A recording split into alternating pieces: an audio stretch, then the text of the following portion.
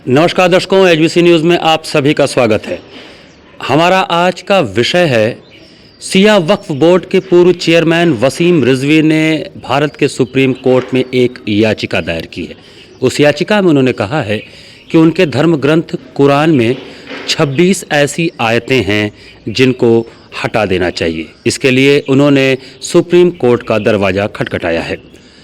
वो 26 आयतें क्या हैं? क्या उनको हटाया जाना चाहिए या ये वसीम रिजवी की केवल कल्पना है कि ऐसी आयतें हैं कुरान में जो गैर मुस्लिमों के लिए हिंसा का कारण बनती हैं?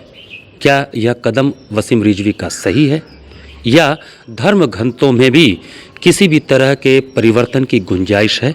आधुनिक परिवेश के हिसाब से क्या धर्म ग्रंथों को भी फिर से विवेचना होनी चाहिए? इन सभी मुद्दों को लेकर हमने काशी के धर्म गुरुओं से बात किया और हमने ये जानने की कोशिश की कि वसीम रिजवी ने जो भी याचिका दायर किया है वो कहाँ तक सही है। तो आइए चलिए हम बात करते हैं काशी के धर्म गुरुओं से वसीम रिजवी की इस याचिका पर। बनारस के मुफ्ती बनारस अब्दुल बातिन नुमानी जी के पास बैठे हुए हैं। सर नमस्कार। जी आदाब अर्ज़ है। बातिन साहब, ये जो याचिका वसीम रिजवी जी ने दायर किया है सुप्रीम कोर्ट में, इस विषय पे आपका क्या कहना है? क्या कुरान में ऐसी आयतों का जिक्र है जो मानवता में भेद करते हों? पहली बात तो मैं आपसे यह कह दूं, जहाँ तक उसकी सत्यता की बात है और सच्चाई की, कि जब आदमी का दिमाग ख़राब हो जाता है, दिमागी तवाज़ुन बिगड़ जाता है, या इसको हिंदी में कह लें कि मानसिक संतुलन उसका बिगड़ जाता है, तो खूब उल जुलूल हरकतें इस तरीक़े की आदमी करता है। तो ये मैटर भी उसी से ताल्लुक़ रखता है। अब जिसका दिमाग ही ख़राब हो गया हो, उसने उल जुलूल बकवास अगर कर दी, तो अब उसकी सच्चाई जानना ये अपने आप में खुद बेमाने बात हो जाती है। रास्ता चलते कोई पागल आदमी कोई बकवास करे तो अब आदमी उसकी सच्चाई तलाश करने लगे, तो पहली बात तो मैं तो यहीं से खारिज कर देता हूँ। दूसरी बात ये है कि ये आज इन्हीं को आज मालूम हुआ। 1400 साल से कुरान पढ़ा जा रहा है, सुना जा रहा है। 1400 साल से ये अल्लाह की किताब है, और हम मुसलमान हम अगर कुछ कहें तो ये होगा कि भाई मुसलमान है तो जाहिर सी बात है कि कुरान के पक्ष में बोलेंगे। मैं कितने ऐसे नॉन मुस्लिम, जिसमें हिंदू भी हैं, सिख भी हैं, क्रिश्चियन भी हैं, यहूदी भी हैं, और न जाने कितने मज़ाहिब के 1400 साल से लोगों ने कुरान को पढ़ा, जांचा और उसके पर अच्छे कमेंट्स किए और तस्लीम किया कि मानवता और सही राह दिखाने वाली अगर कोई किताब है तो ये कुरान शरीफ है। तो यही आज ये पैदा हो गए, और बाकी इतने ज़माने का आज तक किसी ने उसके ख़िलाफ़ कोई उंगली नहीं उठाई और इस तरीके का कमेंट नहीं किया, तो इसका किसको हम सही मान लें? तो ये बिल्कुल ऐसी बात है कि इसकी उसमें बिल्कुल पढ़ने की ज़रूरत नहीं। और मुझे तो बड़ी हैरत और ताज्जुब सुप्रीम कोर्ट पर हो रही है कि इस तरीके का आदमी, जिसके बारे में मशहूर हो चुका है कि आए दिन उल जुलूल हरकतें वो करता रहता है, ऐसे लोगों की याचिका कबूल कर ली जाए, एक्सेप्ट कर ली जाए और उस पर कार्रवाई की बातें चलाई जाएं, तो ये बात भी समझ से परे है। हमें नहीं समझ में आता। बड़ी हैरत का मैं इज़हार कर रहा हूँ कि किस बेस पर सुप्रीम कोर्ट ने इस याचिका को अपने यहाँ ले लिया। बातिन साहब, अभी तो याचिका उन्होंने दायर की है और उस याचिका को अगर संविधान के नज़रिए से देखें तो उस याचिका को सुप्रीम कोर्ट खारिज कर सकता है, वो उसको स्वीकार नहीं करेगा। मेरा दूसरा प्रश्न ये है कि जो भी धर्म ग्रंथ होते हैं, चाहे किसी भी धर्म के हों, चाहे कुरान हो, चाहे गीता हो, चाहे वेदों की बात करें, इन धर्म ग्रंथों का मनुष्य के जीवन पे कितना प्रभाव है? क्या मानवतावादी दृष्टिकोण के लिए आधार वो ग्रंथ ही होते हैं? देखिए, इन जिस मज़हब का भी आदमी हो, चाहे मुस्लिम हो, हिंदू हो, क्रिश्चियन हो, हर एक की अपनी एक धार्मिक ग्रंथ और किताब हुआ करती है और उसका आस्था का मामला हुआ करता है। हर एक की आस्था उस ग्रंथ से और किताब से जुड़ी हुई होती है, और यही वजह है कि ये बात हमें मज़हब इस्लाम में सिखलाई गई है कि कोई भी आदमी किसी दूसरे मज़हब के बारे में या किसी दूसरे मज़हब की किताब और ग्रंथ के बारे में कोई ऐसा कमेंट्स ना करे जिसके आस्था पर असर पड़ता हो और उसको तकलीफ़ पहुंचती हो, ये मना किया गया है। और इस्लाम में भी मना किया, बाकी तमाम मज़हबों में भी ये बात कही गई है कि किसी भी दूसरे मज़हब की किसी भी मजहबी किताब के बारे में या मज़हब के बारे में किस ऐसा कमेंट करना जिसकी वजह से उसके मानने वालों को ठेस और तकलीफ़ पहुँचे, ये कहीं से उसकी कहीं इजाज़त नहीं है। तो ये एक आस्था की बात है और आस्था का मामला उससे जुड़ा हुआ होता है। तो जो आदमी भी इस तरीक़े की हरकत करेगा वो अखलाक़ी एतबार से, क़ानूनी एतबार से और मानवता के हिसाब से भी, हर हिसाब से ही उसकी गिरी हुई हरकत है। उसकी जितनी भी निंदा होनी चाहिए कम है, और यहाँ पे भी ऐसे ही हुआ है और ठेस पहुँचाई गई है। और उस आदमी ने ये अपने मजहबी जुनून, ये अपने दिमागी तवाज़ुन को जो खो बैठा है और इस तरीक़े की उल जुलूल हरकतें कर रहा है, तो ये उसी का एक हिस्सा है। बातिन साहब, जब से उन्होंने याचिका दायर की है तब से उनके खिलाफ कई मुस्लिम संगठन भी निकल कर सामने आए हैं और कुछ लोगों ने तो ये भी कह दिया कि भारत सरकार को चाहिए कि ऐसे इंसान को भारत की नागरिकता ख़त्म कर देनी चाहिए। तो क्या वसीम रिजवी के खिलाफ किसी तरह का जो कुछ हिंसा की घटनाएं भी सुनने में आ रही हैं कि उनके जो पूर्वज हैं उनके मकबरों को जो होता है उनमें भी तोड़फोड़ की गई है, क्या ये जायज़ होगा या आप ये अपील करेंगे कि नहीं, संयम लोग बनाए रखें और सुप्रीम कोर्ट चूँकि याचिका को खारिज कर सकता है, इसलिए आपके तरफ से क्या संदेश जाना चाहिए? हमारा संदेश तमाम लोगों को यही है कि अगर कोई इस तरीक़े की हरकत सामने किसी की तरफ से आती है जो गैर क़ानूनी है, तो कोई जुर्म हुआ, कोई गलती हुई, कोई ऐसी हरकत हुई है, तो उसके ख़िलाफ़ संजीदगी के साथ अमन व अमान को बरकरार रखते हुए और क़ानून के दायरे में रहकर आदमी लड़ाई लड़े और सुप्रीम कोर्ट से गुहार लगाए और कोशिश की जाए, क़ानूनी तौर पर ऐसी जिद्दोजहद की जाए कि सुप्रीम कोर्ट वो याचिका को एक्सेप्ट ना करे और ना ही उस हिसाब से वो मुकदमे की कार्रवाई चलाए, फ़ौरन ही खारिज कर दे। पूरी यही कोशिश करनी चाहिए, लेकिन कानून के दायरे में रहकर अमन व अमान को बरकरार रखते हुए। ये ना करके अगर कोई आदमी कानून अपने हाथ में ले ले और अमन व अमान को पामाल करे और ऐसी कोई हरकत करे जिसकी वजह से हमारे मुल्क का अमन व अमान ख़तरे में पड़ जाए या कोई नुकसान इमलाक हमारे मुल्क की तबाह हो, बर्बाद हो, हम इसके फेवर में बिल्कुल नहीं। संजीदगी के साथ अच्छे माहौल में उसको इस हालात का मुकाबला करना चाहिए। मैं यही लोगों को अपील करूँगा और जो मामला उसका है तो उसके साथ मामला रहना चाहिए। अब उसके बाप ने, उसके पूर्वजों ने क्या किया क्या नहीं किया, अब उसकी कब्रों के साथ तौर पर हमने तो हालांकि ऐसा नहीं सुना है, लेकिन अगर ऐसा कहीं हुआ है और इस खबर में सच्चाई है तो ये सब नहीं होना चाहिए। भाई उनके बाप दादा ने, उनके पूर्वजों ने जो कसूर किया वो तो दुनिया से चले गए, अब उनका मामला अल्लाह के हवाले। लेकिन जो मौजूदा शख्स है और जिसने इस तरीके की शरारत की, गलतियाँ की हैं, तो उसके ख़िलाफ़ हम कानून और अमन व अमान के साथ कानून के दायरे में रहकर हम पूरी कोशिश करें और इस बात की जिद्दोजहद करें कि ये मुकदमा वहीं से फ़ौरन जल्द से जल्द खारिज हो जाए। हम सुप्रीम कोर्ट के जजेस जो हैं उनसे भी हम दरख्वास्त करेंगे कि इस तरीक़े की याचिकाओं को बिल्कुल ना लें और उसके अगर ले लिया है तो उसके ख़िलाफ़ कार्रवाई ना करें और अव्वलीन मरहले में इस मुकदमे को फ़ौरी तौर पर खारिज किया जाए, उसकी कार्रवाई ना होने दी जाए। ये हम सुप्रीम कोर्ट के जजों से भी दरख्वास्त करते हैं। तो दर्शकों, ये हैं मुफ्ती बनारस जिन्होंने जनता से भी ये अपील की है कि अगर किसी तरह की ऐसी याचिका सुप्रीम कोर्ट में ले जाने वाला कोई शख्स है तो उसके साथ हिंसात्मक रवैया ना अपनाया जाए, कानून के दायरे में रहकर लड़ाई की जाए। और सुप्रीम कोर्ट के जजेस से भी इन्होंने ये अपील की है कि ऐसे किसी भी याचिका को तुरंत खारिज कर देना चाहिए, क्योंकि ये धर्म से जुड़ा आस्था का मामला है। तो दर्शकों, ये थे मुफ्ती बनारस अब्दुल बातिन नोमानी साहब जिन्होंने वसीम रिजवी द्वारा दायर किए गए याचिका पर अपने विचार दिए। और अब हम चलते हैं हिंदू धर्मगुरु महंत बालक दास जी के पास और उनसे समझते हैं कि वसीम रिजवी की इस याचिका पर उनके क्या विचार हैं।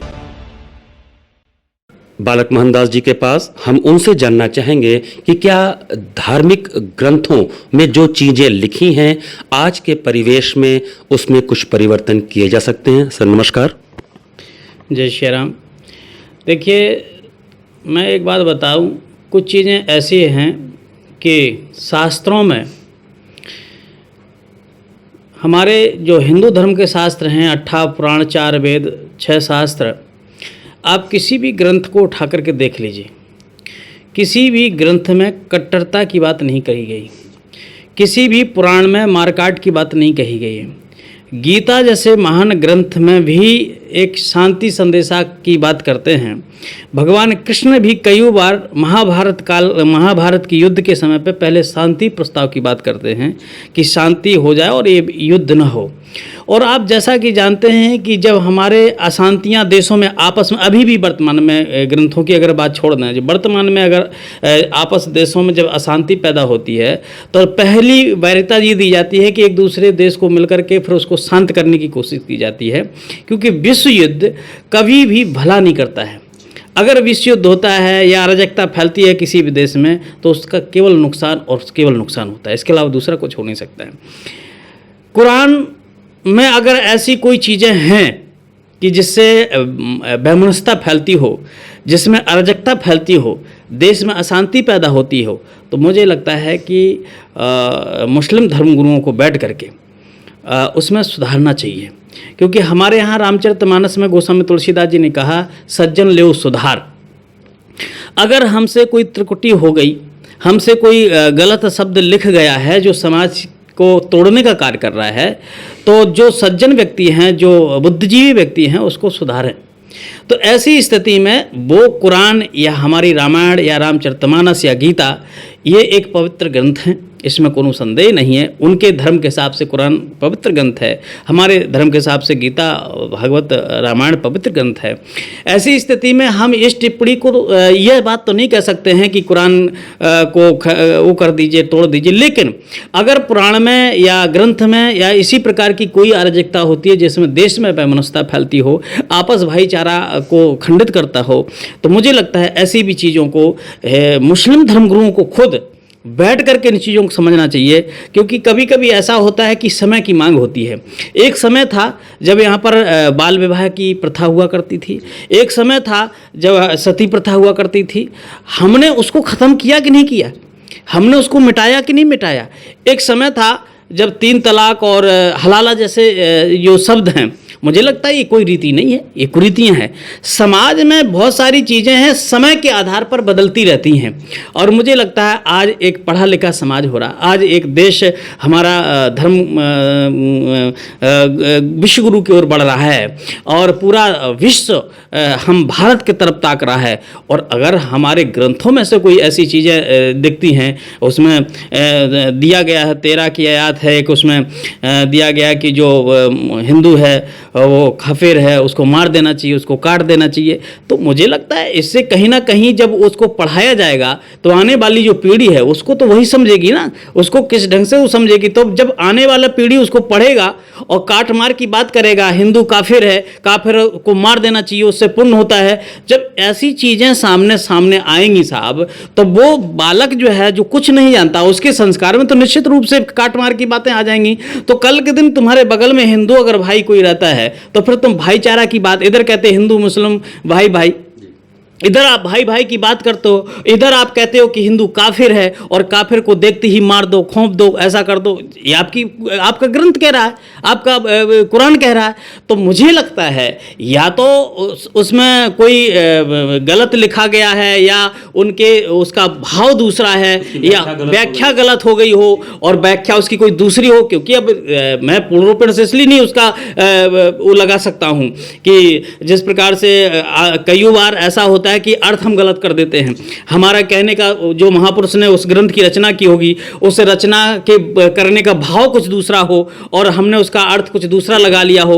तो इस चीज़ को मुझे लगता है कि मुस्लिम धर्मगुरुओं को बैठ करके, और जो आयातें उन्होंने कहीं कि वो भी एक मुस्लिम समाज से निकला हुआ व्यक्ति है, तो मुझे लगता है कि बैठ करके इस पर चर्चा करना चाहिए। इस पर तूल पकड़ने की जरूरत नहीं है।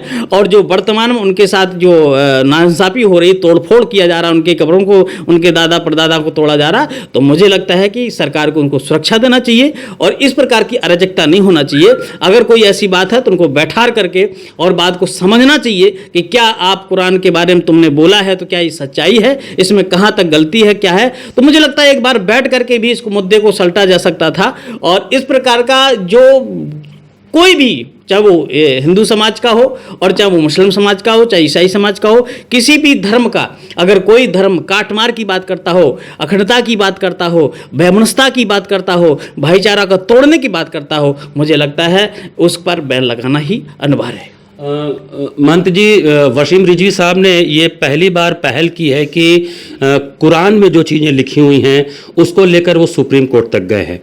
आप ऐसी पहल को किस दृष्टिकोण से देखते हैं? क्या आज के आधुनिक परिवेश में जिस तरह से ग्लोबलाइज्ड हो रहे हैं, हम विश्व लेवल पे हम पहुंच रहे हैं, पूरा विश्व अब हमारे उंगलियों पर है, सोशल मीडिया का ज़माना है, ऐसे में अगर कुरान की ऐसी चीज़ों पे वसीम रिजवी साहब ने कोई पहल की है कि कुछ चीज़ें जो ऐसी हैं जो आज के परिवेश में सही नहीं लगती हैं, तो इस पहल को आप किस दृष्टि से देखते हैं?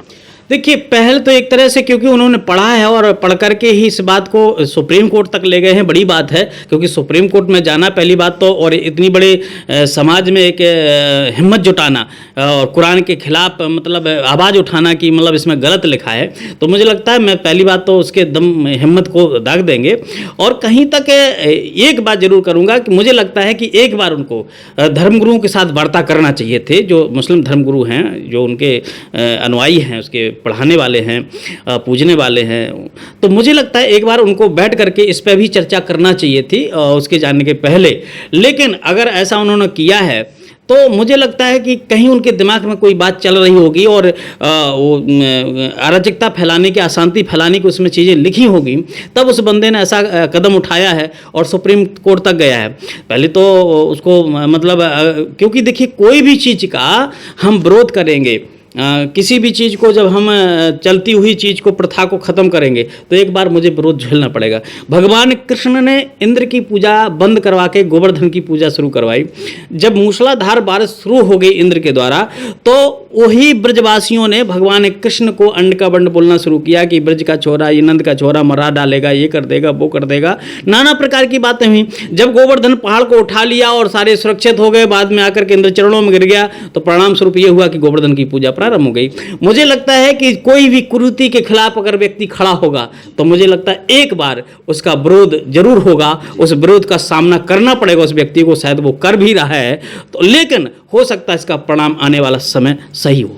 मन जी, ये AIMIM जो संस्था है, इसके जो लीगल सेल इंचार्ज हैं और इलाहाबाद हाई कोर्ट में वकील हैं आरिफ इकबाल साहब, उन्होंने ये कहा है कि ऐसे लोगों को, वसीम रिजवी साहब के बारे में उन्होंने कहा है कि ऐसे लोगों को सरकार को चाहिए कि देश से निकाला दे दे, क्योंकि धर्म ग्रंथों में किसी भी चीज़ को परिवर्तित करने का अधिकार किसी मनुष्य को नहीं है।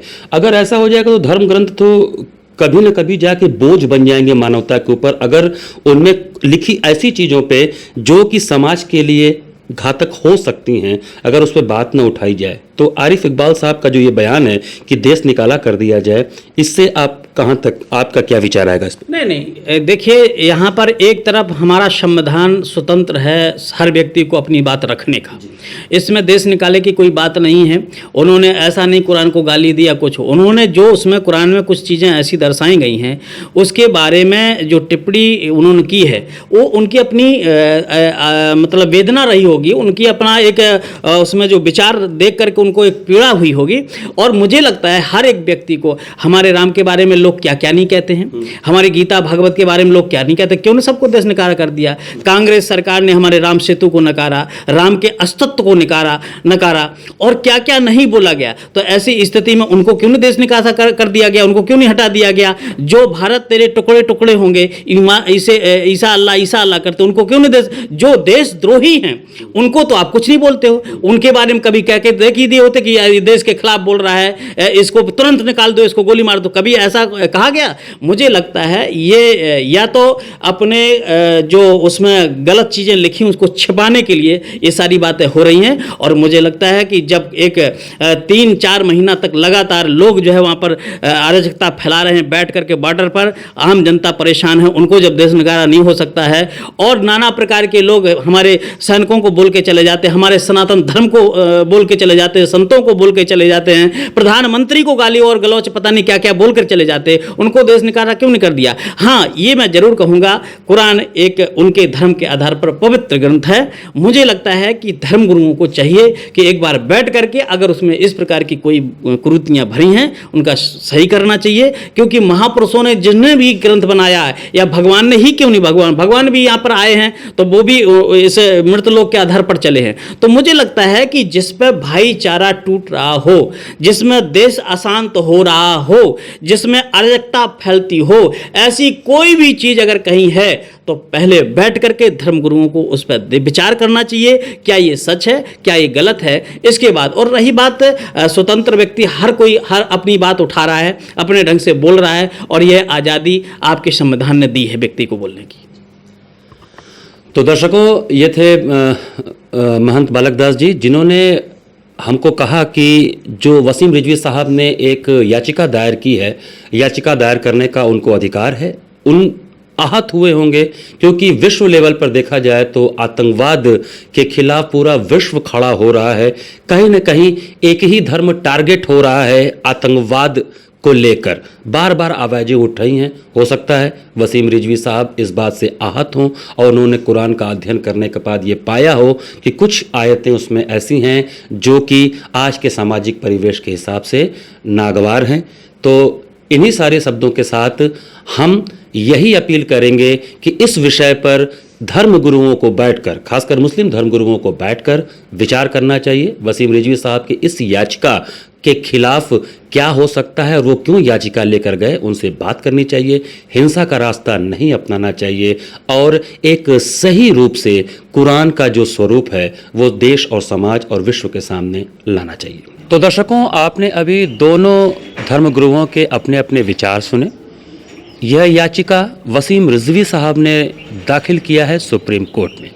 ये कितना सही है, कितना गलत है, ये फैसला हम आप जनता जनार्दन पर छोड़ते हैं और देखते हैं कि सुप्रीम कोर्ट इस पर अपनी क्या राय पेश करता है। तब तक के लिए नमस्कार।